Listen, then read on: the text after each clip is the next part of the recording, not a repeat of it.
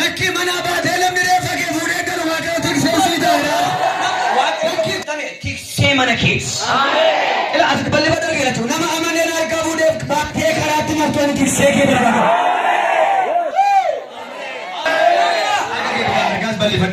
Ganama kana jalqabee waaqayyo siin geggeessa siin jedhaera. Hallelujah. Harka keellachuu bal'ifadha. Nama nyaachuu beeku nyaadhuun gaafatanii jama. Afaan banatee fudhata. Harka keellachuu bal'ifadha. Hiika hoolichaan kan si geggeessu ganama kana dura kee ba'eera. Waaqayyo tiksee kooti. Ani homaa hin dhabu. Inni margala isaa keessa akkam boqodhu hin godha. Gara lagatti aara galfataniittis nageessa. Harka kee bitaa mirgaas bal'ifadhu. Har'aa booddee 2017 aara galfii kan namni 2018 baaduu aaraan si galfachiisa laata. Eenyu boqonnaa kan namni beeku mana keetu boqonnaa argata. Jireenya keetu boqonnaa argata.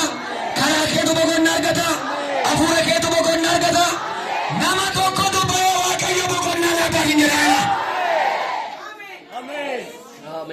Ameen geggeeffama. Ergamoota waaqayyootiin eegama. Harka kee bitaa mirgaas qabadhu. Har'aa booddeera. Karaan koora. Karaa waaqayyootiira. Waaqayyoon geggeeffamaera. Kenni harka kee bitaan baatee har'aa boodee sii ta'eera namni siin baate. Lakkee mana baatee namni bara boo'ichaa utee sii bara galataadha. Kenni harka kee lachuu namni tokko ni taane. Waaqayyo bara keessa na eebbisu. Yesuus jiraataan. Hallelujah. Maqaan waaqayyo bara bara ulfaata.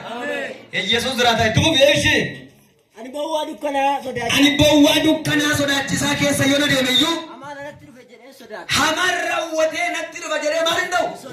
Namni waaqayyo geggeessu, namni waaqayyo tiksu, namni waaqayyo fuudhee ba'u.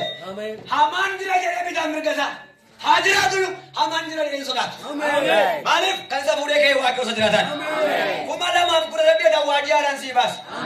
Inni si fuudhee ka'e siin geggeessa siin jedha waaqayyo. Eenyu akkanaa isa hin beeku nama tokko waaqayyo oolee fargaara. Dhala keetu mana kee keessaa oola. Yeroo ollaa keetti lungaanni gaddaa dhaabatu mana kee keessaa dunkaana galataa dhaaba. Maanni nama koo garaagarummaa nuu manaan jedheera. Fi kan argaara. Maanna nama yeroo hin ga'eefitu jidduu kana jiran jira. Nama guyyaan ga'eef jidduu kana jiran jira. Hin salphaatti lafa jira hin tolu faatti argamta waaqayyo. Hallelujah. Harka namaa galitti yaaki tokko si fuudhee ka'uudhaaf dhufeera. Waaqarraa eegamaa waaqayyoo si ramadameera. Lafa salphina kee ollaan dhaggeeffanutti waaqoo galata kenna geessisadha.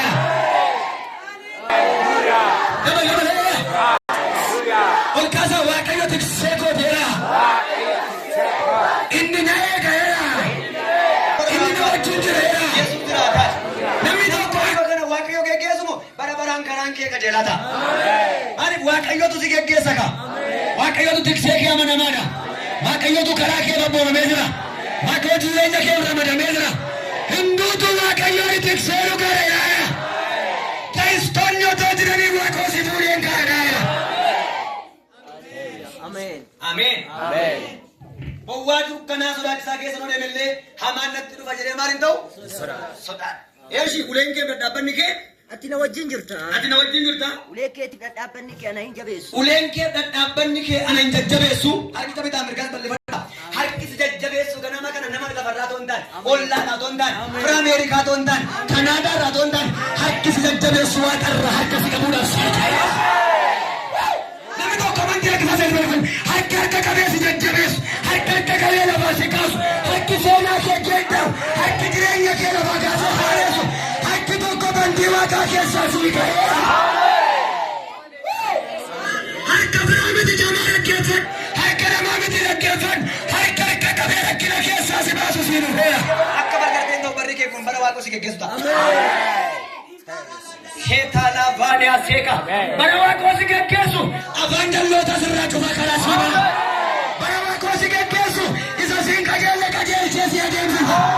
Bara waaqayyo si geggeessu lafaaf waaqatu si owwaata. Bara waaqayyo si geggeessu mana kee keessatti waaqoo deebii fi geerufa. Kenni akka kamiidhaan mirga eenyu akka geggeeffamu hin beeku siin geggeessa siin jedhama.